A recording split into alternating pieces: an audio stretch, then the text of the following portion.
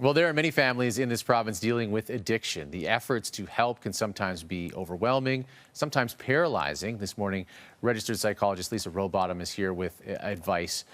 So this could be friends, family members, all sorts of people trying their best to help. Lisa, what's your advice, the best way to approach this? So I think the first thing to keep in mind is that it's probably not going to be you that's going to be able to help this person.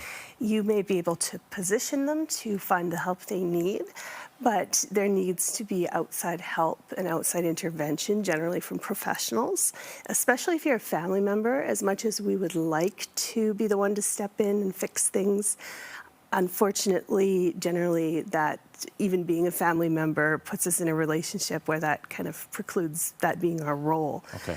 And so the first thing you want to do is to even just mention to the person, friend, family member, doesn't matter, that you're seeing some things that are making you concerned.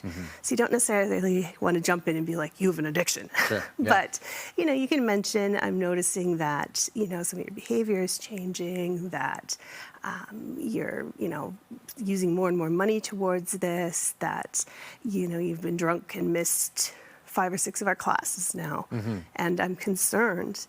And then you can point out to them, how this behavior is affecting them and you.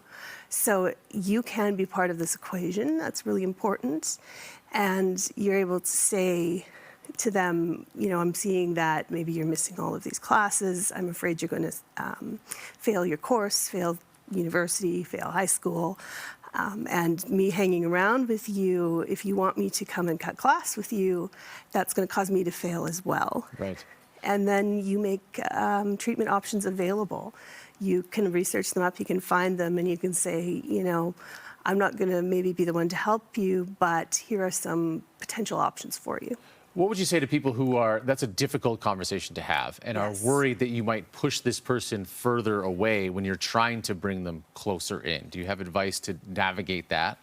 So I think that you have to recognize oftentimes when you're dealing with someone with an addiction that when you are doing what is best for them, often they're going to not be impressed with you. Okay. They're going to be upset with you because you're not enabling the addiction. And so, yes, the conversation is hard and they may become angry with you. They might get up and storm out, but it has to be had, and they need to know you're a place to come when they're ready to find help, and that might not be for a while. Okay. And how do you stay healthy yourself, not put too much on yourself to the point where you're degrading your own life in efforts to help someone?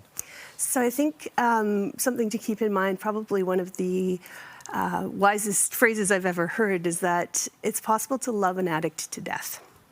And so if you are trying to look after someone with an addiction and you're trying to make everything easy for them, and you're giving them a place to live because you're afraid of what will happen if you don't, you end up in a place of enabling. Often. So not with everybody, but with some people. And so the best thing sometimes to do is to put in your own boundaries and to say, I love you, but I can't, hang around with you and your friends because it's not safe for me, or I can't have you living in my house because, you're stealing from me. And when you put in those boundaries, they're not going to be happy. But basically, you're positioning yourself to be the person who's there when they're ready, who's not the person enabling. Okay. Important advice. It's a long and tough conversation. Lisa is with Sojourn Psychology. If you'd like to know more or get some resources for further help, you can reach out and visit sojo.ca.